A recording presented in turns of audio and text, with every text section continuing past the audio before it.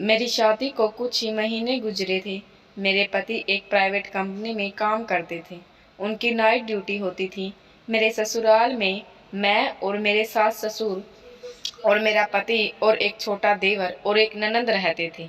मेरा देवर हर रोज एक नई फिल्म लेकर आता, जिसे मेरी ननंद और वो अकेले बैठकर देखते। एक दिन मैंने देखने की जिद की, तो देवर ने कहा कि ये तुम्हारे देखने वाली फिल्म नहीं है।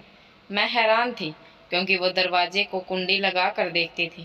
मैं रात में वैसे भी बोर हो जाती, क्योंकि मेरे पति सुबह आते थे और तब तक मैं कमरे में अकेले ही होती थी। मेरा देवर और ननंद दोनों ही मुझसे बहुत कम बातें करते। देवर जब भी रात को घर आता कोई न कोई फिल्म की सीडी जरूर लाता, और फिर मेरी ननंद और देवर दोनों कमरा बंद करके बैठ जाते। मेरे ससुराल में एक ही टीवी था जो मेरे देवर के कमरे में होता था। मुझे उनकी ये हरकत बहुत अजीब लगती थी। भला ऐसी कौन सी फिल्म थी जो बंद कमरे में सबसे छुप कर देखी जाती थी? मैं सोच कर रह जाती। मैं कभी कभी सोचती कि इसके बारे में अपने पति से बात करूं, फिर ये सोच कर चुप हो जाती कि कहीं मेरे पति ये ना समझें कि उनके भाई बहन से जलन कर रही हूँ। वैसे भी आजकल तो बेचारी भाभी बिना वजह बदनाम हो जाती हैं। एक दिन मेरी सुबह आँख खुली तो मेरे पति ड्यूटी से वापस आए। मैं जल्दी से उठी और मुँह हाथ धोकर किचन में चली गई। फिर जल्द ही सब के लिए और अपने पति के लिए नाश्ता बनाया और ट्रे में रखे अपने कमरे में ले गई। तब तक मेरे पति भी मुँह हाथ धोकर कपड़े बदले और बिस्तर पर बैठ गए थे। मैंने कमरे में आते हुए कहा, आ जाइए नाश्ता कर लें। मेरी पत्नी ने मुस्कुराते हुए मेरे हाथ से ट्रे लेते हुए धन्यवाद कहा, तो मैं भी मुस्कुरा दी। मेरे पति ने पूछा, क्या हुआ, हाथ पर कैसा चोट है?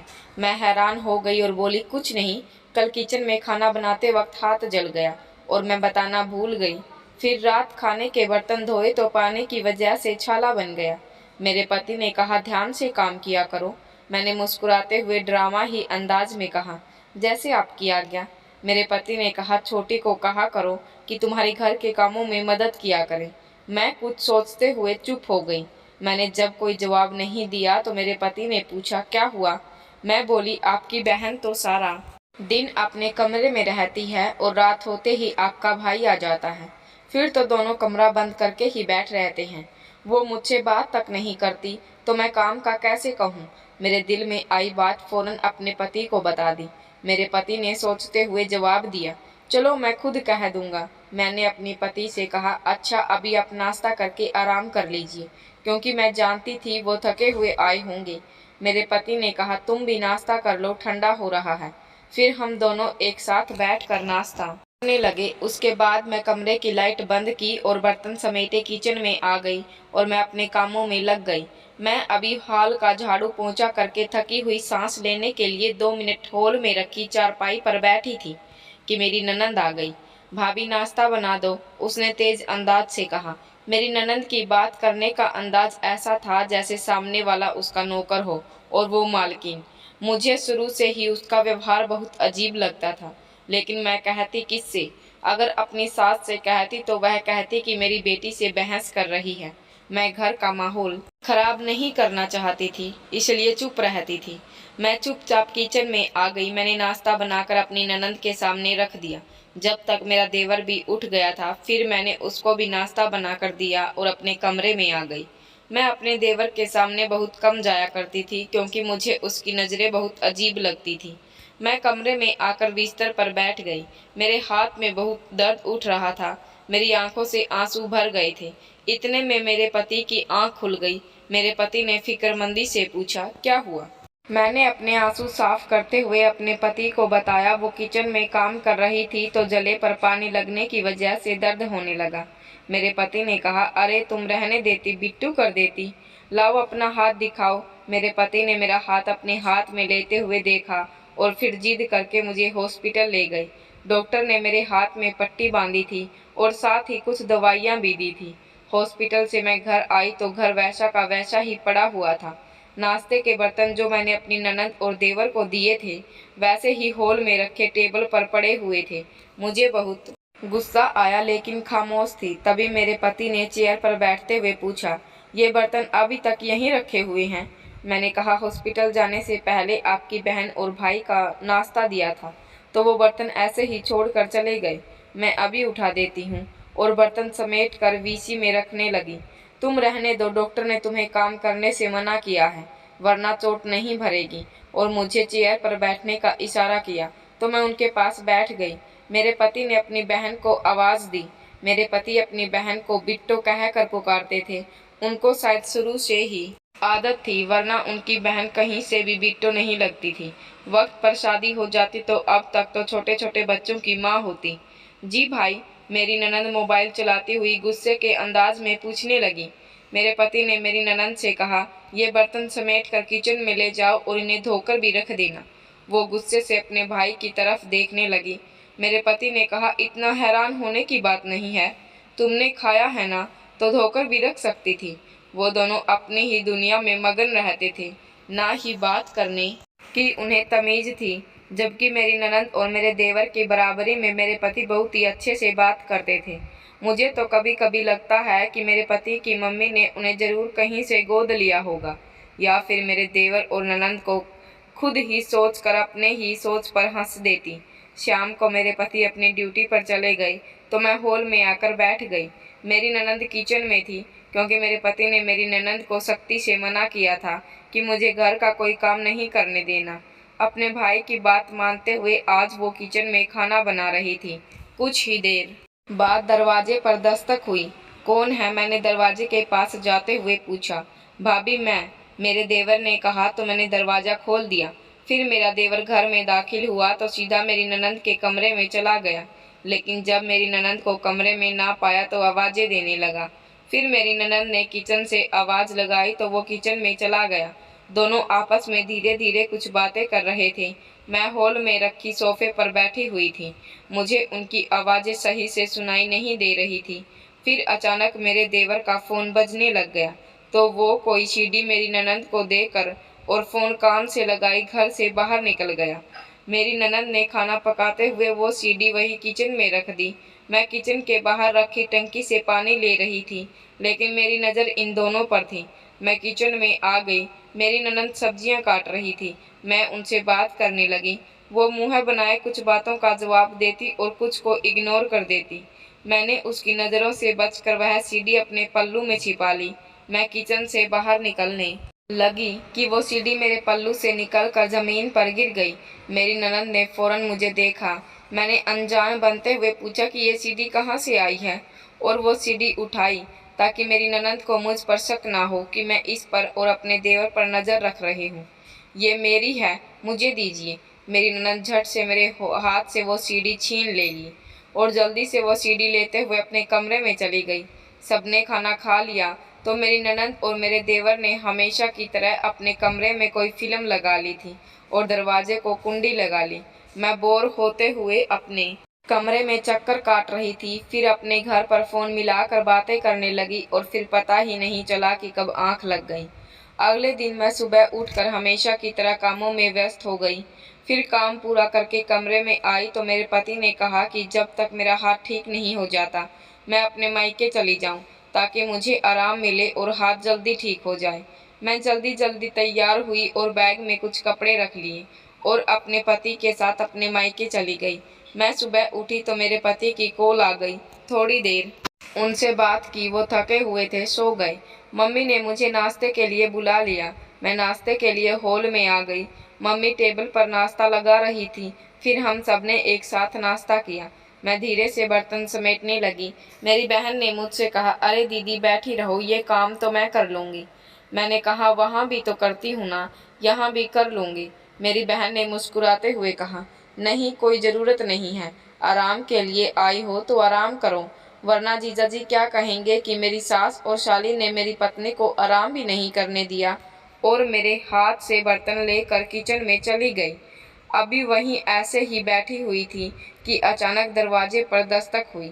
मैंने पूछा तब मालूम हुआ कि मेरी दोस्त थी जो हमारे ही गांव में रहती है। उसे मेरे आने की खबर मिल गई थी। वो मुझसे मिलने आ गई। मेरी दोस्त ने मुझसे गले मिलते हुए पूछा, कैसी हो? बिल्कुल ठीक हूँ, तुम सुनाओ? मैंने मुस्कुराते हुए पूछा। उसने कहा, मैं भी ठीक हूँ। मैंने उसे हॉल में रखे सोफे पर बैठने को कहा तो वह बैठ गई। फिर मैं भी उसके साथ बैठी। मेरे दोस्त ने मुँह बनाते हुए कहा, तुम तो भूल गई हो। मैंने कहा, बस यार, शादी के बाद इंसान घर के जिम्मेदारियों में बंध जाता है। वो हंसते हुए बोली, दूल्हे भैया ने रुकने के लिए कैसे भेज दिया? किचन से निकलते हुए मम्मी बोली, वो तो इसका हाथ जल गया था ना, इसके लिए आराम करने के लिए आई है, वरना अब भी उसे अपनी मम्मी की कहाँ याद आनी थी। मैंने मम्मी को गले लगाते हुए कहा, मेरी प्यारी मम्मी, अब बस करें। मम्मी ने हंसकर कहा, तुम दोनों बैठ कर बातें करो, और खुद दोबारा किचन में चली गई। फिर मैं और मेरी दोस्त, हम दोनों पुरानी बातों में गुल हो गई। मेरी दोस्त ने कहा, तुम्हें याद है एक पिंकी आंटी हमारे गांव में रहती थी? उन्होंने अपने पति के मरने के बाद मास्टर चाचा से शादी कर ली थी। मैंने कहा, हाँ मुझे याद है, लेकिन क्यों, क्या हुआ? मेरी दोस्त ने बताना शुरू किया कि पिंकी आंटी ने जब मास्टर चाचा से शादी की थी तो उससे पहले मास्टर चाचा का एक बेटा था, जिसके बारे में हमेशा गांव में सुनते रहते थे। किसी न किसी से झगड़ा हो गया है। मैंने कहा, हाँ ये सब बातें तो मुझे याद हैं। मुझे तो शुरू से ही मास्टर चाचा का बेटा खतरनाक लगता था। मेरी दोस्त ने कहा, तुम्हें पता है अभी कुछ दिन पहले क्या हुआ? एक दिन पिंकी आंटी उस लड़के के कमरे में चली गई तो उन्होंने देखा कि वह अपने कमरे में बैठा मोबाइल पर लड़कियों का फोटो देख रहा था। उस लड़के को जैसे ही मालूम हुआ कि पिंकी आंटी ने उसे देख लिया है तो उसने डरने की बजाय पिंकी आंटी को ही धमकियां दी कि उन्होंने अगर किसी को भी यह बात बताई तो उनके साथ अच्छा नहीं करेगा। लेकिन फिर भी पिंकी आंटी ने चाचा को बता दिया। उन्होंने अपने बेटे को बहुत मारा और वो लड़का गुस्से में घर छोड़कर चला गया। एक दिन पिंकी आंटी ने किसी काम से घर से बाहर गई थी।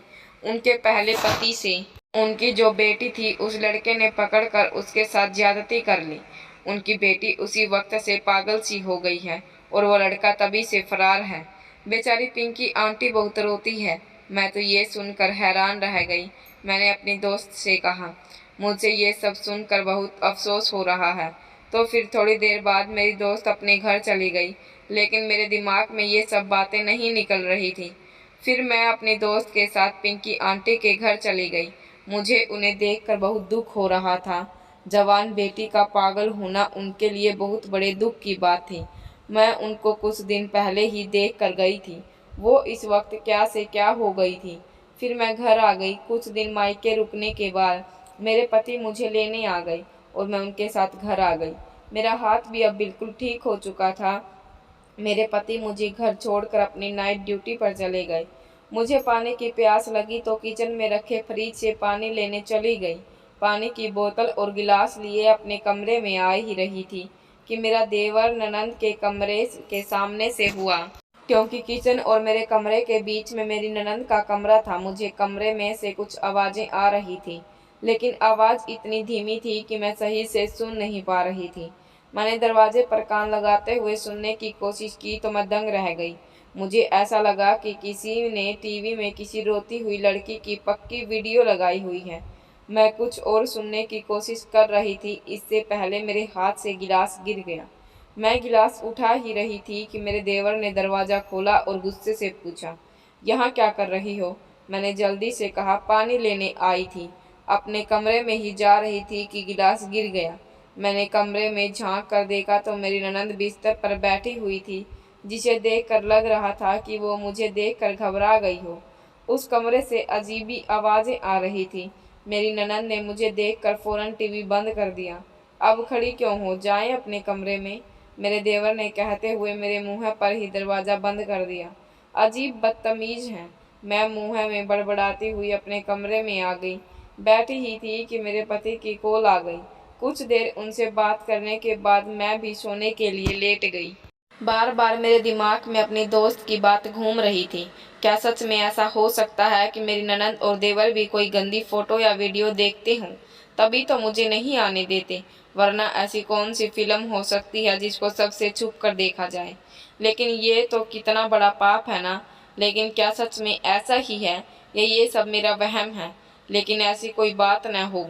इन दोनों की आदत ही ऐसी हो सबसे अलग रहने की, तभी वो दोनों मुझसे ज़्यादा घुलते मिलते नहीं हैं और इसलिए वह मुझे अपने साथ फिल्म नहीं दिखाते।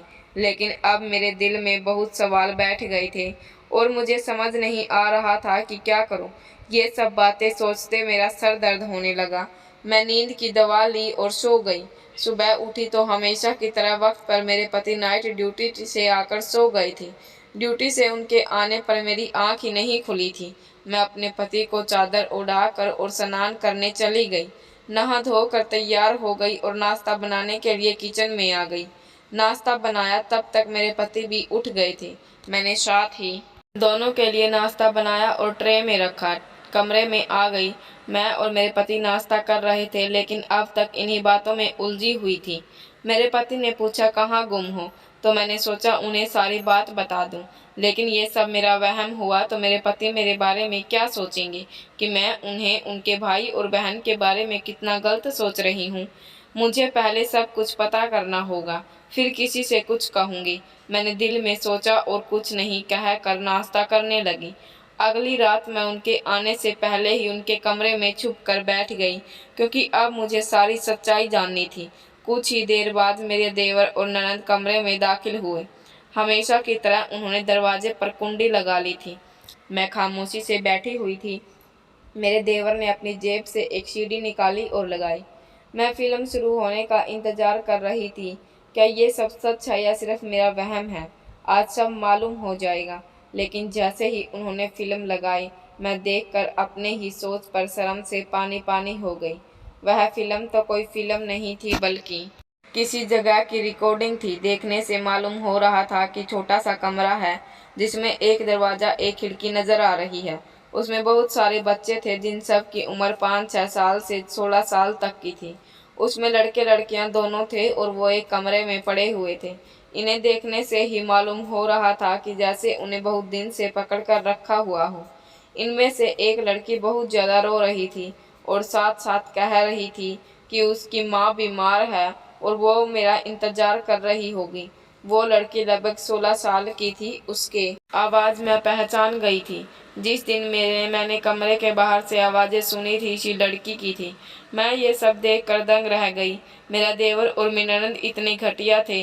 वो इतना गिरा हुआ काम करते थे, लोगों के बच्चे पकड़ कर कैद करते थे। मेरी ननद के पास किसी का फ़ोन आया।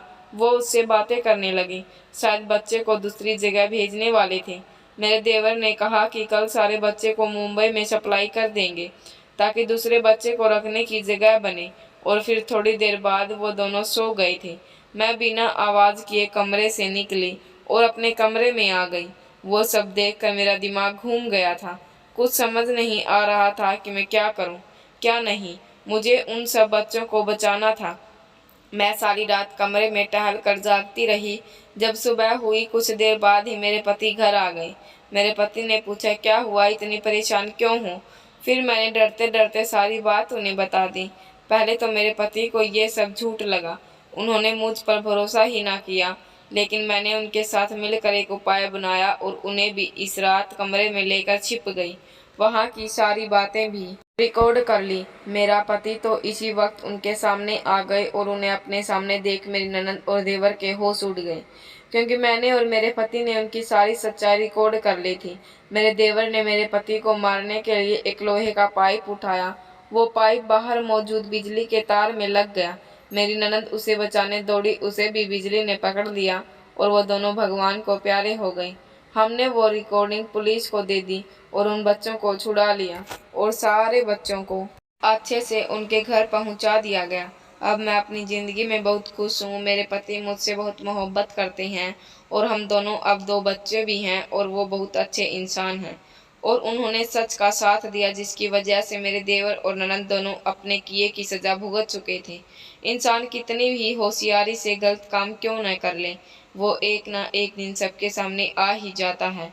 इन दोनों ने न जाने कितने माँ बाप की बद्दुआ ली थी और आज इस हाल में थे। धन्यवाद दोस्तों।